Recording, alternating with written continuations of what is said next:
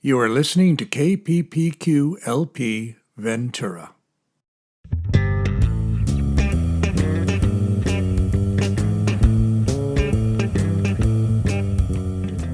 Welcome to Creators Corner. I'm your host, Bob Telford. Creators Corner is a show that focuses on the arts, music, and theater and the people who make it. Ventura County is chock full of artists, and we hope to share their thoughts and journeys with you. So let's get started.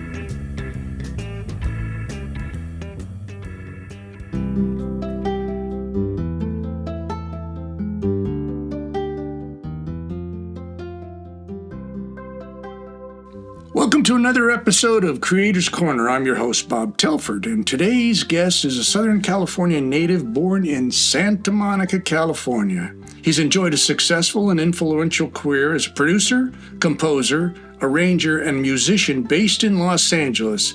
He's one of the innovators of the popular smooth jazz genre. Please welcome Jeff Carruthers. Jeff, how you doing, my friend? I'm doing good, Bob.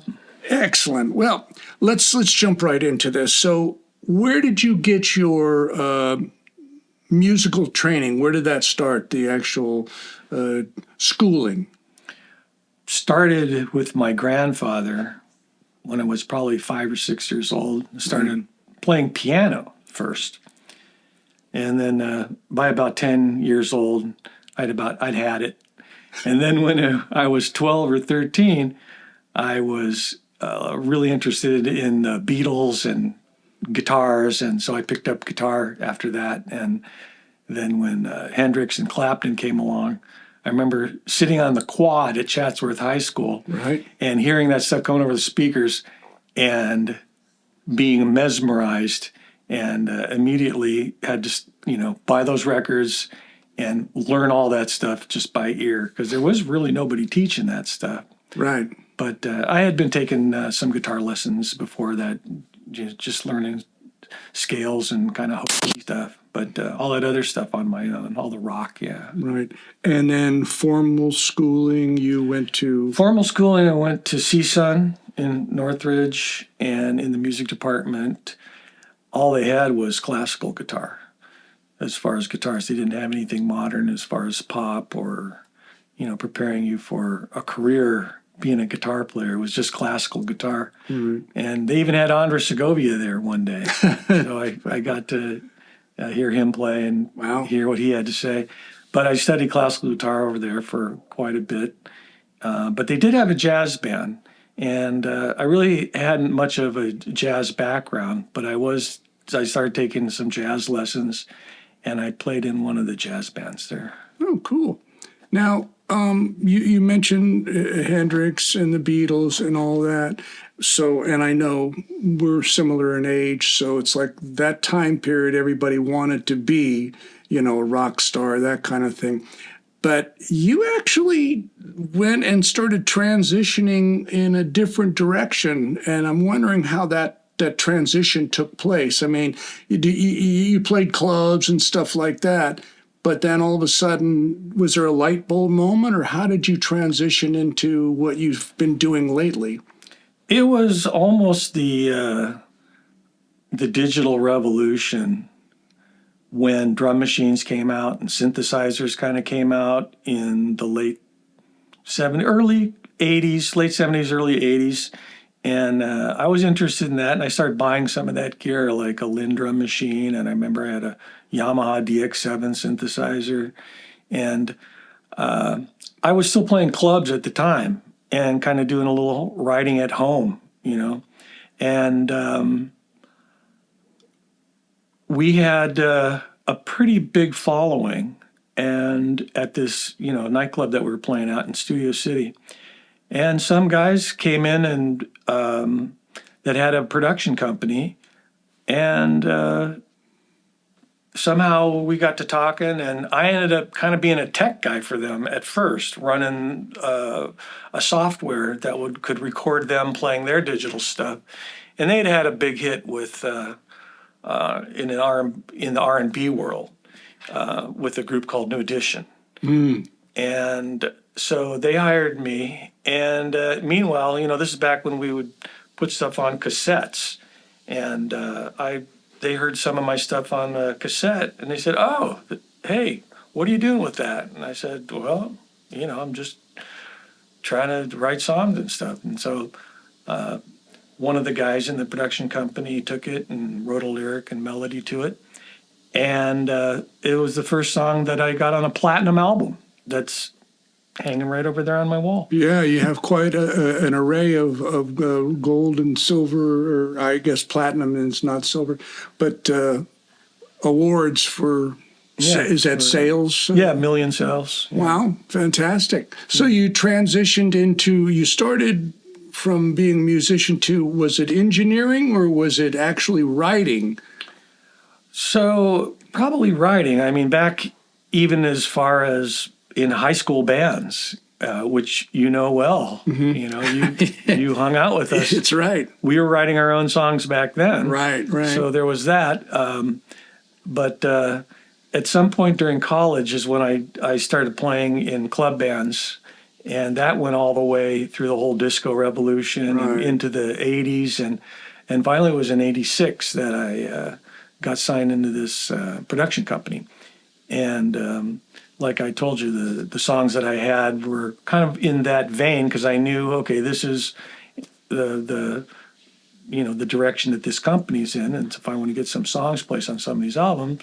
And I was interested in that anyway because all the songs that we were covering in the nightclub band, for the most part, were dance. It's all dance music, all dance songs. Right. So I had learned so many songs, for all those years, like 10 years in clubs, just learning all top 40 stuff and everything from Michael Jackson and all the R&B stuff, all the disco stuff, all that stuff, the Bee Gees and every R&B band that had a hit, we were playing. Right. So I kind of had that bubbling up anyway in my own writing. And so when I started with them, I guess you could call it engineering, but I think of engineering as the guys that run the studios, the consoles. Yeah. And I didn't really know anything about that at this point. Right. I was more like just engineering the computer recording. Instead of recording on tape now, we're recording directly into a computer via MIDI. Not analog, just MIDI recording their keyboards. And so I could have all the stuff that they recorded, and we could kind of just play it back then without having an analog tape machine. So that's the kind of... Yeah, so you weren't a button pusher. You were actually creating. You were the man behind the music. It's both. I was kind of, if you consider, pushing buttons on a keyboard, but not sitting at the console with faders and knobs and all that. I hadn't learned any of that until we actually started getting into the studio, where at that point that I got into it, it was really no live recording.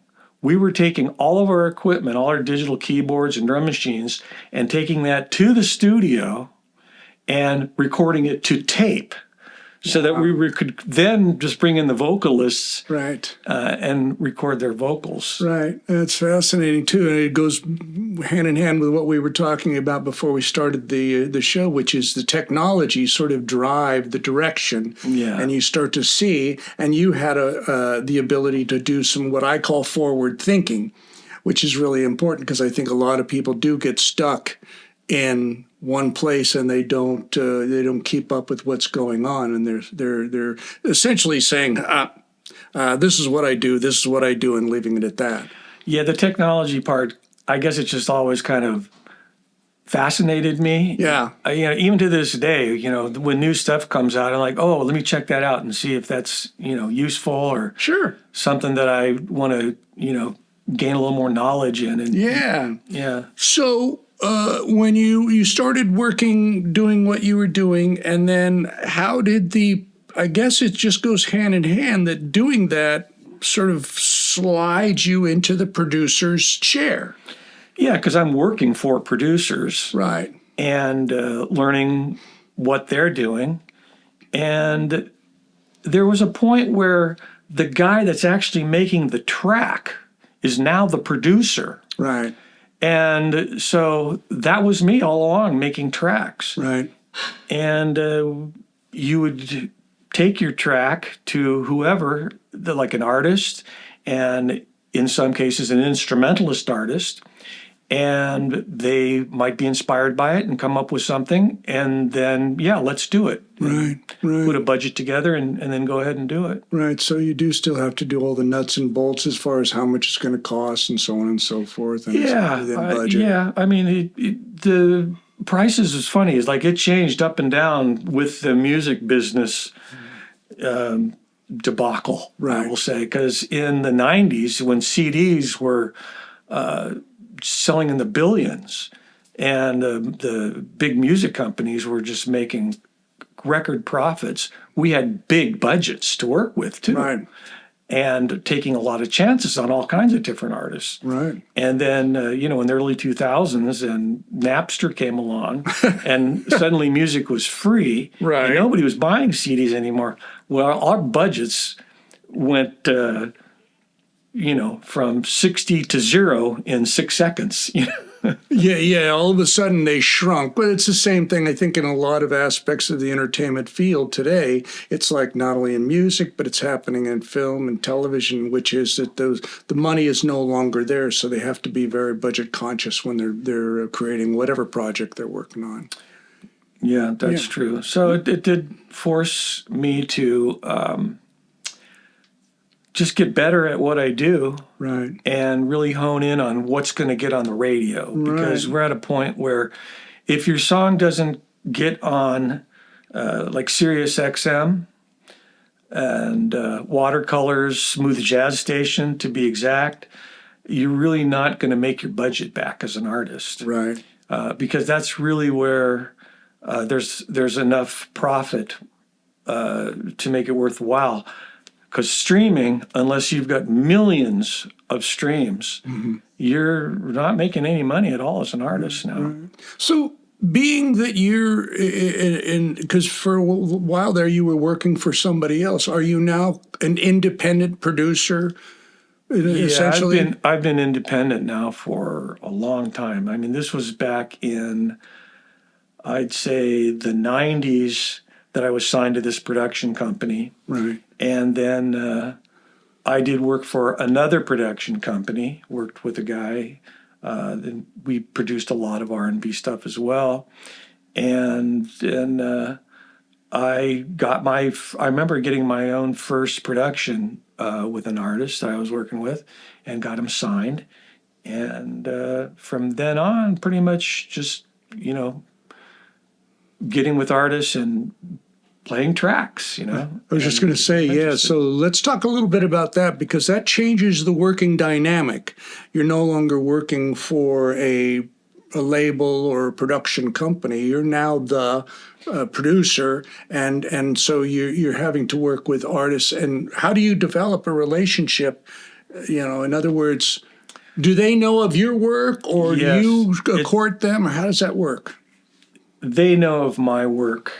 There are a certain artists that are successful already in their own right that I will submit material to because that's better for me if they pick something, because it's pretty much guaranteed radio success, knowing that Sure. they've already been established and radio's more likely to play them than newer artists. Right. But I do work with new artists, and those are the ones that contact me. Right.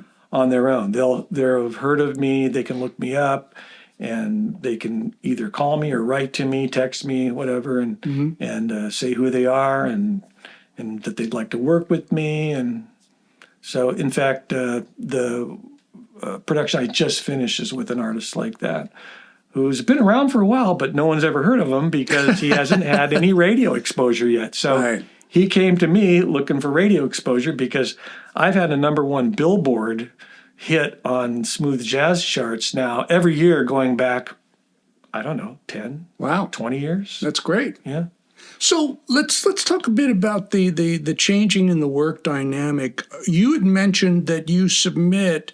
Do you submit an actual piece of music an idea that you have that you think it would be suited to this particular artist? So in other words, you've written a song that you would like them to perform, or how's that work? I submit a a musical bed, a track, without a lead instrument or vocal on it. Right. I don't tailor it for anybody in particular. I pretty much tailor it for my own sensibilities. Right. Because I have a sense of what's going to work on radio in this genre because I've been in it for so long. Right. 30 years, right? Right. And I have that R&B influence background as well. And so when I get something that I really like and I think this is going to work, I'll submit it to whoever's looking. Gotcha. And if they like it, great. If not, move on, next guy. Because I know somebody's going to like it. And this is almost a reason, or the reason why I really haven't had time to do my own records over all these Because years. you're busy working with other people. Every time I get a great track I like and somebody hears it, and, I go, okay, I'll take the money. Well, it speaks volumes to your abilities to be able to recognize a piece of work that you see a value in it, and you're able to share it with someone, and then they go, "Yeah, I see what he's talking," and then go for it. Yeah. So nowadays, because the whole dynamic as far as going into recording studios, and I say this. All of the big studios that used to exist, like, for example, in Hollywood, have kind of evaporated because of all that technology. It's allowed people to do it. When you hear of artists that recorded it in their bedroom or whatever. So now you're able to have all of those tools at your disposal without having to go into a studio. How has that made your job easier as far as, the fact that, let's say an artist you want to work with says, okay, great, Jeff, I want to work with you. Where are we going to do this? And you say, okay, well, I have my own facility. I say, yeah, I have my own facility. First of all, the great thing is I don't have to go in the studio and get it all done in 1 day or 2 days or book it again and pay more money and go back and get it right. I can work on it as much as I want to, like you said, in a home studio, which can be a bedroom, or a home office like we're in right now. Right. This is perfect. The setup has got everything you need here. I just have a little bit of you got your acoustics. Yeah, you got I've got a great monitor setup. I've got a Genelex 2.1 setup. Right. With the subwoofer down there. Right. So I don't need to be in a studio blasting the music. Right. I mean, that's not this genre anyway, but it doesn't matter because even if I did want to blast it, I can get it to a level where if I really need to hear something loud, I can do that. Right, right. Now let's talk, because, people talk about music and they talk about, Western music in particular, and it's the same 12 notes and all that. But let's be honest, there are so many different genres. I mean, you have jazz, you have blues, you have, and those cultivated rock and some of the other forms, and classical, of course, which goes way back. What would you say most closely aligns or can be that you could draw a line to? This is what stimulated the whole smooth jazz genre. Did it come out of R&B? It came out of a combination of what we might call modern pop jazz, like with the George Benson era from Breezin' and Masquerade and the David Sanborn stuff in the 70s.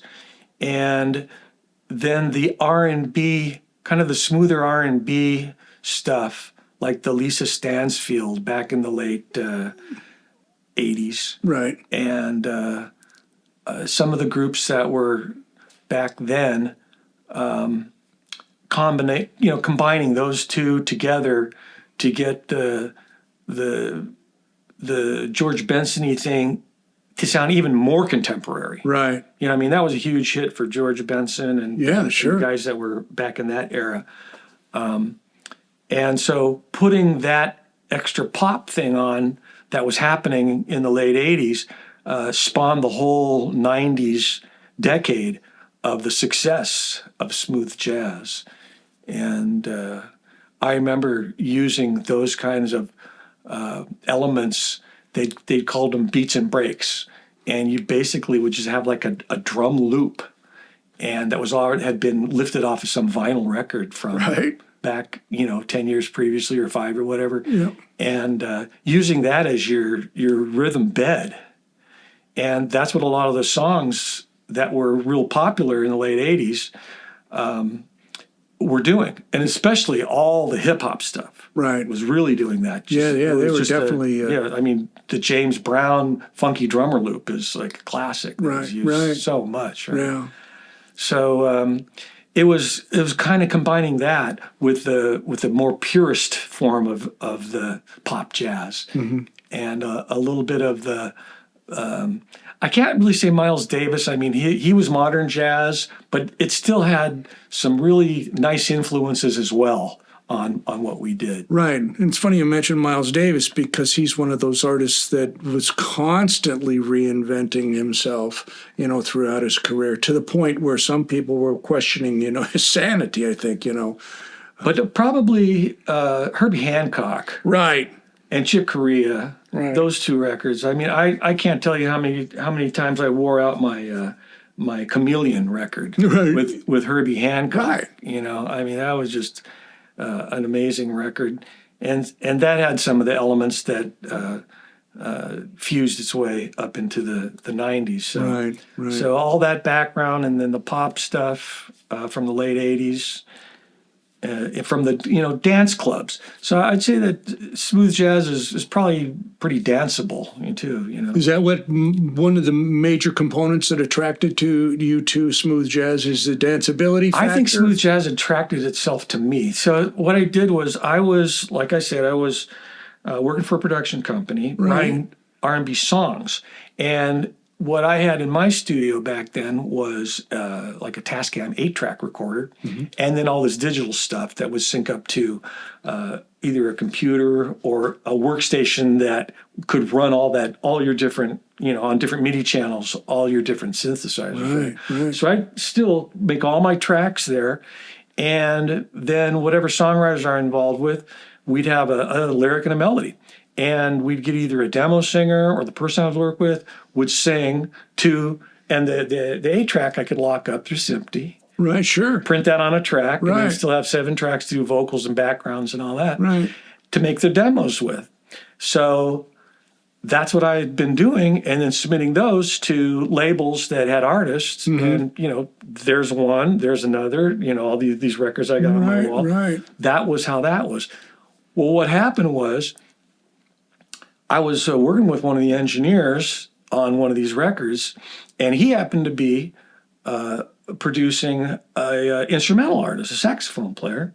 And he's like, do you have any songs? I think doing this stuff on a saxophone player would be a great idea. And I said, yeah, come and listen to some stuff. So he brought the artist, they came, they listened, and we were listening to songs with vocals and melodies. And well, what's happening with this song, Jeff? And I said, well, that hasn't been placed.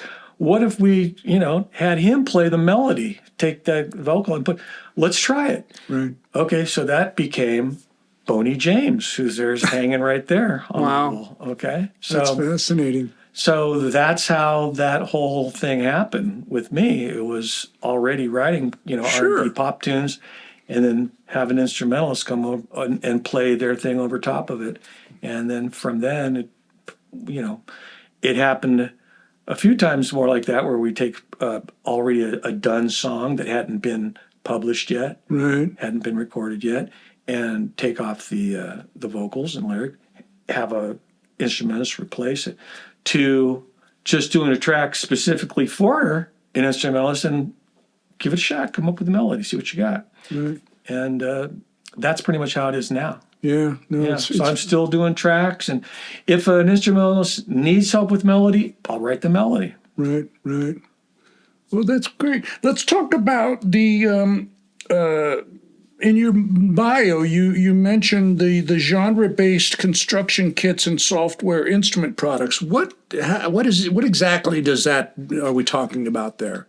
So I had a lot of songs that weren't published also, and I was at a NAMM show in the mid 2000s, and I came across this company called Big Fish Audio that was distributing all these loop-based products like beats and breaks types of loops and instrument loops and all that.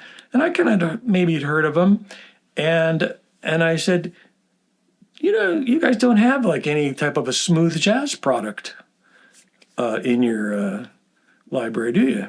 And the guy said, no, let's talk, So they told me what their contract, their deal was. It was pretty much like a record deal. Right. And except for my percentage was a lot better than I'd get from a record deal.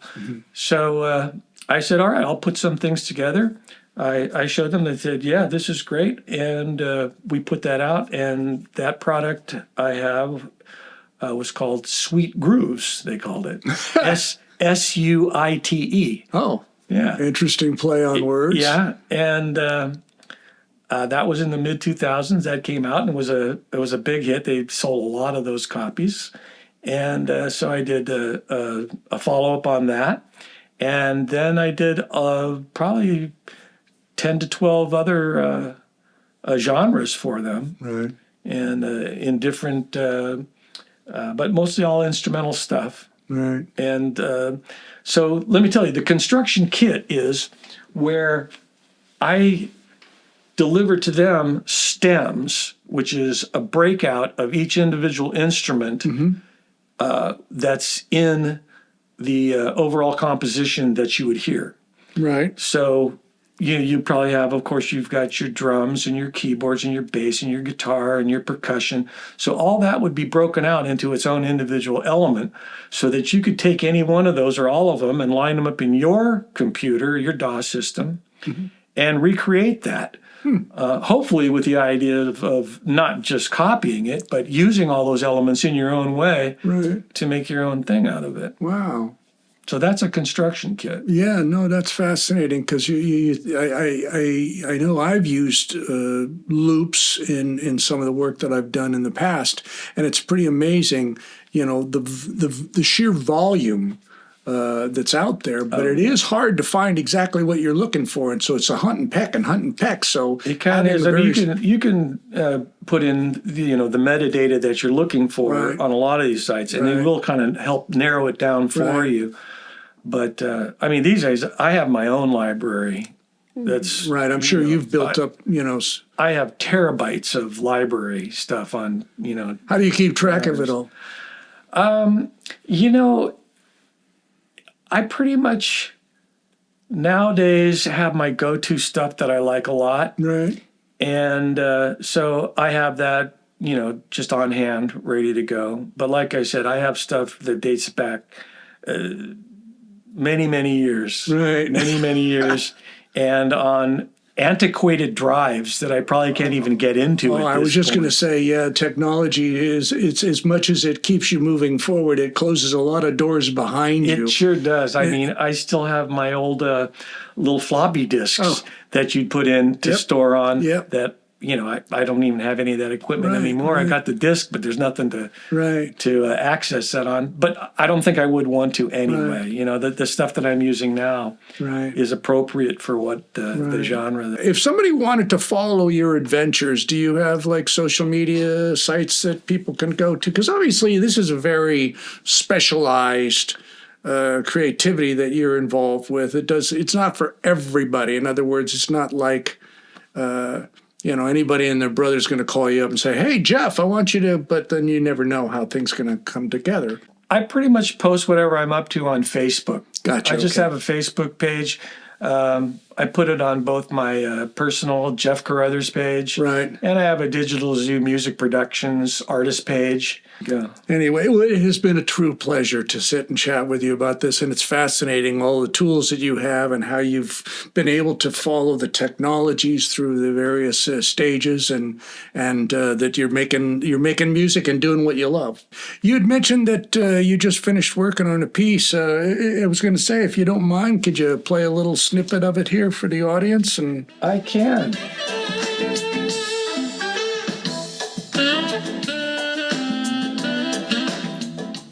What an amazing time we've had. I can't wait to share our next guest with you. Many thanks to Caps Radio and KPPQ LP Ventura. So until next time, stay safe, be well, and have fun. See ya. This is KPPQ LP Ventura.